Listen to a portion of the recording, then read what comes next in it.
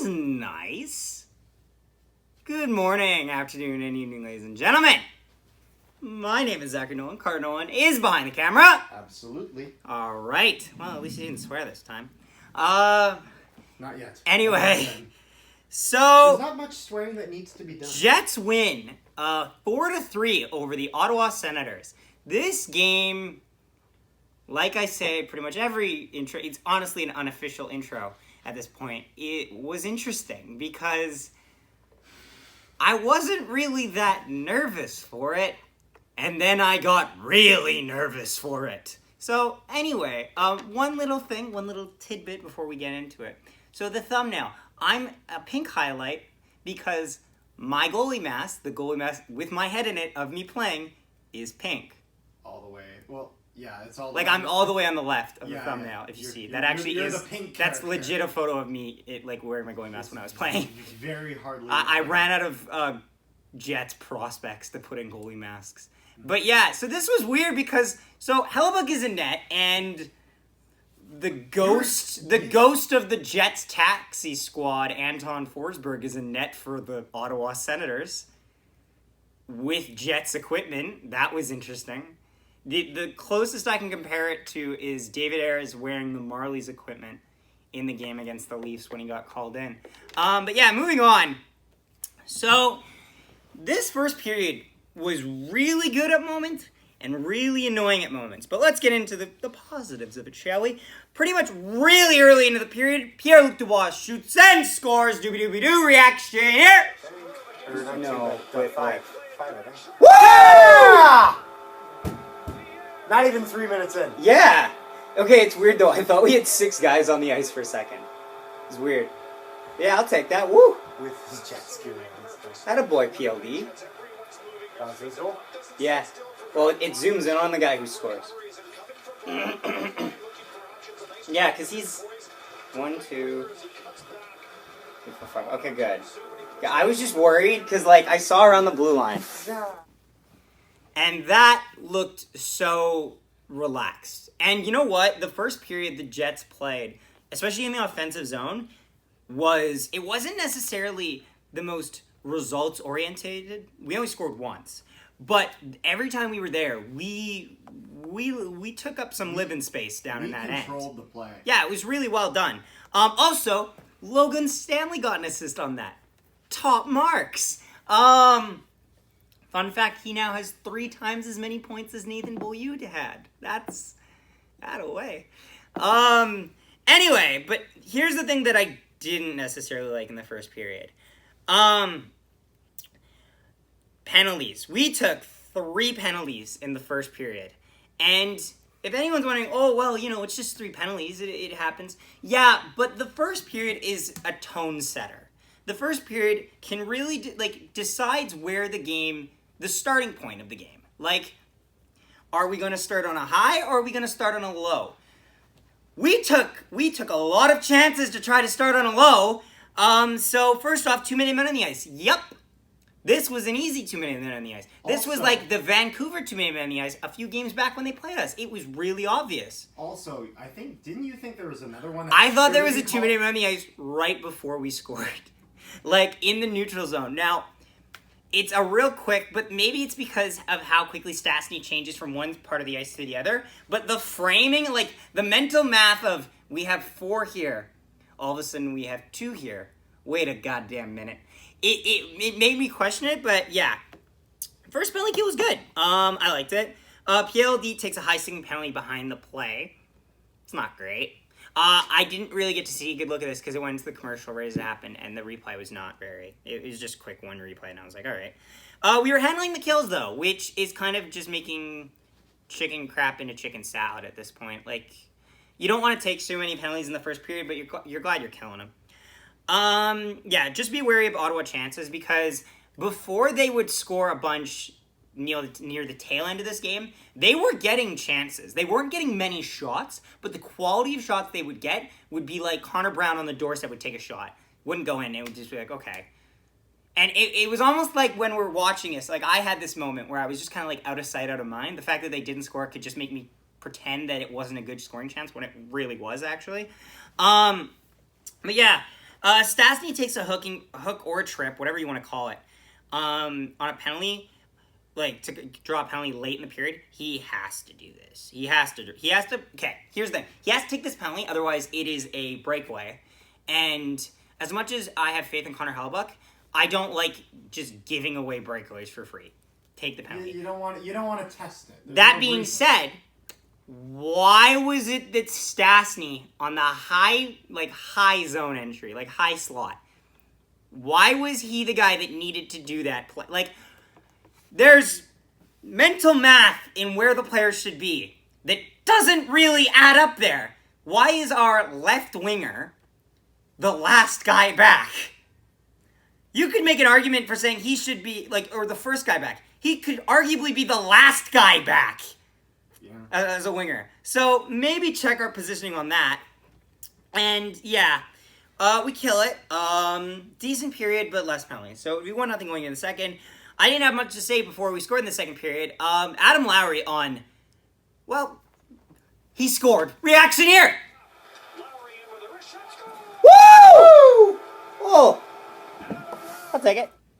Yeah, no, and actually, I'll be honest, yeah, you could tell, I looked up late on this goal. Like, I looked up a little late on this one, because honestly, it's a nothing. I would say Forsberg had a great game for the Sens. This might have been the goal he wanted back. It's a good shot, like, post in or bar in, I think. But it's, like, high circle, and I don't know if there's traffic in between, but just the optics of that shot from that player going there and beating him cleanly, it doesn't look great. But you know what? Like, it's not like he was having much help. It's one of those things where with some of the goals that we got, you could see the play develop and then you saw that finish. With this, it almost seemed like they kind of created something out of nothing. Yeah, which, truth be told, is what we would like to see third-line chances be. That was a great turnover by Kopp. Kopp, by the way, would get 2 points tonight, which would get him 30 points on the season. Holy crap. Lowry, I believe, now... 30? Yeah, he was at 28 going in. He had 30. He's now at 30. Lowry's at 20, I believe, and I think Appleton is getting near... He's getting up there. He's either at 19 or something like that, but it's good. It's really good. Anyway, and then right afterwards, Ryan Dzingel would just... Well, he would cut off the announcer to make it 2-1 reaction here. Haven't even announced the last one. Dzingel did. I watched the Dzingel come out, because Hellebuyck's had this happen a couple times, but it's never had any consequences. And it's just, like, bounces. Oh. Yeah, in some ways I'm okay with the goal, because it immediately takes away the pressure of us having to defend a shutout. That being said, I had that train of thought when we were up 4-1 and I was looking back and the game ended 4-3. So maybe I have second thoughts on that, but it's bad luck. And that being said, though, how many times have we seen situations kind of eerily similar happen to Connor Hellebuyck? It's not too often, but then again, these goals never happen too often. And if people can think of many situations where they've happened, I guarantee they're probably against different teams. Because those types of bounces don't usually happen to the same players twice. It's just, like, odds. It's how it's worked. Just the odds. Yeah, how it works. Hellebuyck should be looking around a little bit better. And he does this thing where he's like this is nitpicking, by the way. It's not much to say. Just go like that. Because you can see both ways if you move your body a little out of the way. Yes, then maybe you're moving out of the way. But I would argue the being able to know where the puck is arguably just as good as being able to get your body in a proactively good position. But yeah, and then we would take a couple power plays. So Tkachuk slashes Perreault because he was mad. That was an easy power play. Yeah. I did say, though, is that I think technically Perreault interferes with Tkachuk because the puck's gone. That being said, they never call that. Like, literally never, because it's more of just, like, Perreault finishes his check late.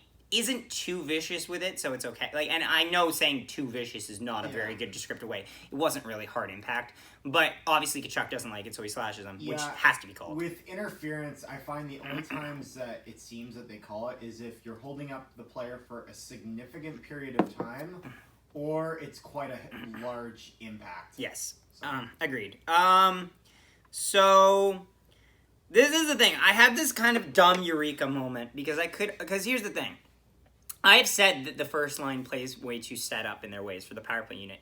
That being said, and I was very smart about wording this, I don't usually actually give descriptions of how to help it. I name the problem, I don't name the solution.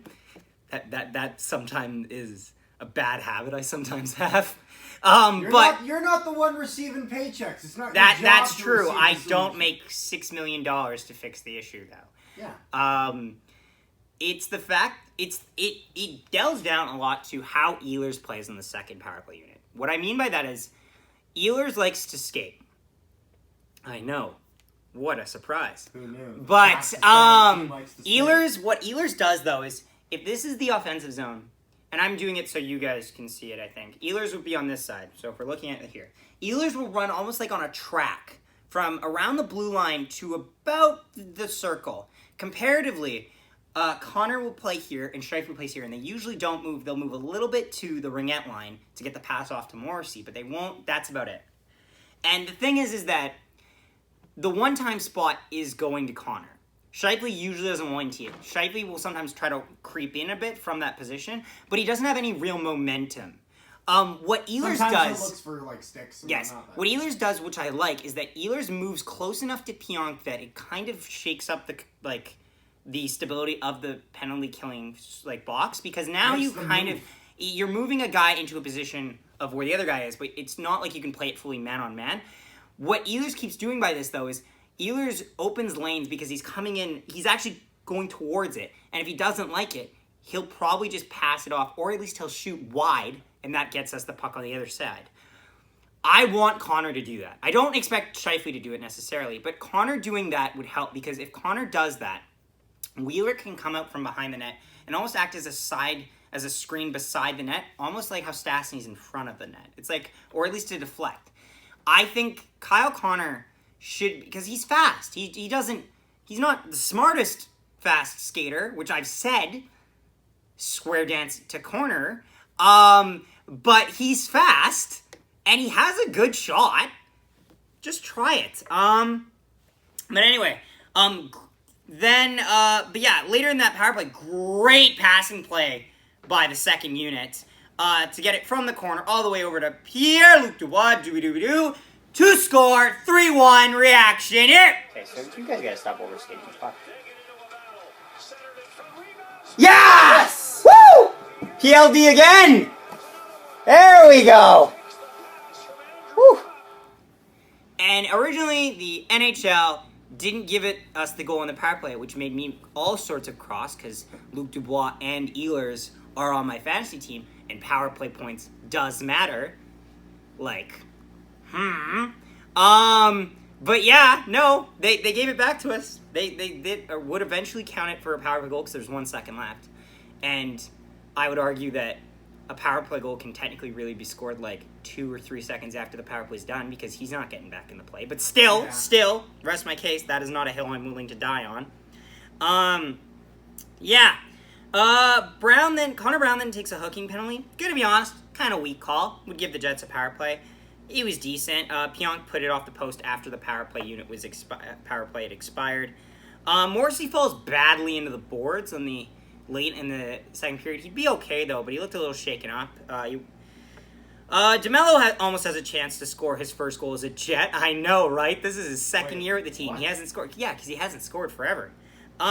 Casey, and then late in the period, Kyle Connor on a rush off a defender's leg would make it 4-1 reaction here. Yes! Who's it hit? Oh, I thought it was Ehlers. I got so excited. But yeah, way to go, Casey. I don't think it was an open net.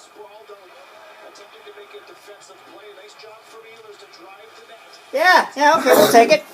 I got so excited. I thought Oilers had scored. They zoomed in on him too, and I went, "Oh, is it time?" It has, because he hasn't scored in 10 games. He's been playing great, but he hasn't scored in 10 games. But he's gotten a lot of points at least. He's got an assist. But I was like, "Oh, Oilers? Oilers? No. Okay. All right. Tkachuk would then take an elbowing penalty against on Wheeler late in the power play. Yes. And then this is the one thing that annoyed me. The commentators then decided to have a little bit of a conversation on reverse hits. I understand why you want to talk about it, because of how it just happened. It was kind of a reverse hit. I don't. Like, they say it was a reverse hit. I'm not really sure, if I'm being honest. I think it's just more of Tkachuk just has his... What exactly... A reverse hit is when you have the puck and a guy's coming over to hit you, to knock you off the puck, and you decide you're going to proactively hit him. Yeah. Actually, in minor hockey, I've seen it called an interference penalty. That's how much they don't like it in minor hockey. But some of those are earned. But here they try to say it's a reverse hit. I'm not even sure if it's a reverse hit. Tkachuk's back is to him, and it's an elbowing call. I think it's just like a bad spot that Tkachuk has his elbow in. But the commentators try to do this, and this is the Jets commentators I'm talking about. Try to have a little bit mini discussion about reverse hits and why they don't like them. Guys, this is not the time to have a conversation about reverse hits. And here's why. If Jets commentators are going to talk about reverse hits, they should be alluding to a play that happened in like a Rangers-Philadelphia game. When you talk about reverse hits in games that you are a part of, immediately tampers the sample. It's the same reason why when I talk about plays, I try to compare it to plays that don't have to do with the Jets. Because the only two reverse hits I can think of are people talking about the Marner hit on Pionk, which was kind of a reverse hit, but also Pionk had it coming because he was taking a run at Marner. And this, which I would argue isn't a reverse hit. There's a time and a place to have this conversation. It doesn't always look like... Because, don't get me wrong, I understand them wanting to have this conversation. I'm just thinking... my way of thinking is this. Not the best time. It's not the best time, and also... I know what your angle is here because we've just seen a penalty from a hit of a guy hitting a Jets player. And I don't want that to tamper random casual goers' minds that they should get rid of reverse hits. This commentator said, and he made good points. And it's like, no, he made points as well because he's talking about the team that got hit by it. That makes sense. If that makes sense. I know that's a bit of a tangent. I just want to clear it up because something that that annoys me is people subconsciously using their own biases to misinform people about aspects of the game, which I really try to shy away from, as you guys can tell. Then you get a ton of misinformed people. Yes. And it's a bigger problem. So, yeah, that would end the second period. Third period, not many notes, a little bit more stress, though. I was actually on, just to quickly mention here, I was on Peg City Hockey's stream in between the second and thirds, where I was way too goddamn casual about this game. And then a little bit for the post-game, where I was admittedly less casual, because we only won by one. So go check his channel out, because it's great. It's the only other real, Jets channel that I think... Actually, no, I'm not even going to say that. I know there's other ones, but those ones are, so high up, they're almost official. Us, it's just, me and Carter's channel, and then Jake's channel. It's just... Yeah. And we probably talk to his channel more than... We talk to his channel the most, for sure. More than yes. the account. Yeah. So, Shifley needs to shoot it on this 2-1 with Kyle Connor. Yep. I hate to sound like a broken record, but every time Shifley comes in on a 2-1 and he's on the left side, he passes.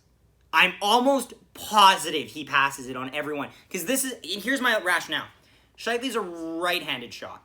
He's a right-handed? Yes. So what he does is this. He does this thing where he goes like this, and then like an NHL, just one of those moves you go is where you lift back and then it goes like that.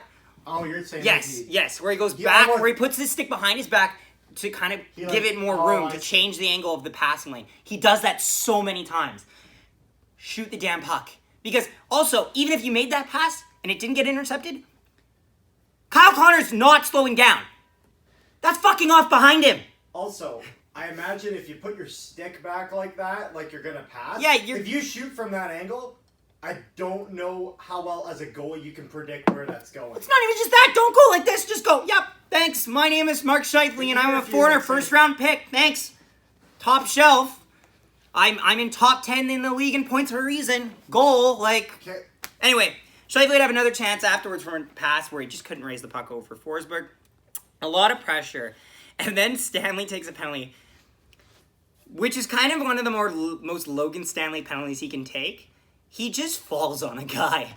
But the reason is because he's so big, when he falls on the guy gets completely wiped out of the play while Stanley's trying to defend it. So it gets called on a holding. Yeah, it's holding. It's holding. It's definition of holding. There's nothing you can do about it, but it's holding. And then Norris would be left open on the power play to score to make it 4-2. Reaction here. Oh my.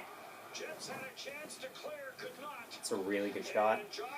I don't think I like how Connor Hellebuyck plays this, though. Hellebuyck looks like he does one of the late reacting glove saves. Let's just let's see here. Does Hellebuyck do what I think he does? Oh, you fucking did, didn't you, you fool? Hellebuyck wants to make a save out here, so he moves his body this way to catch it, which I hate. I get absolutely chewed out if I do that. Oof.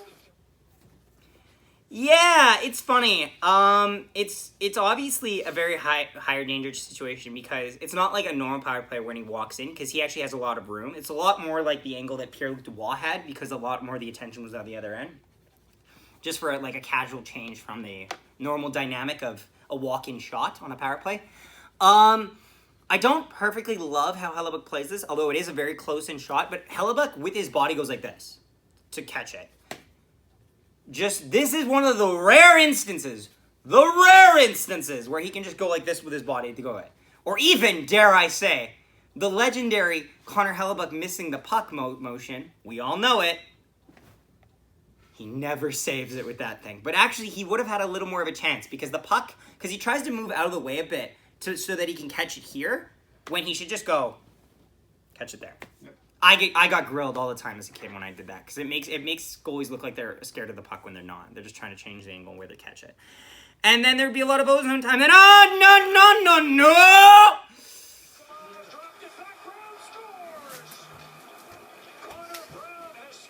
Oh my word!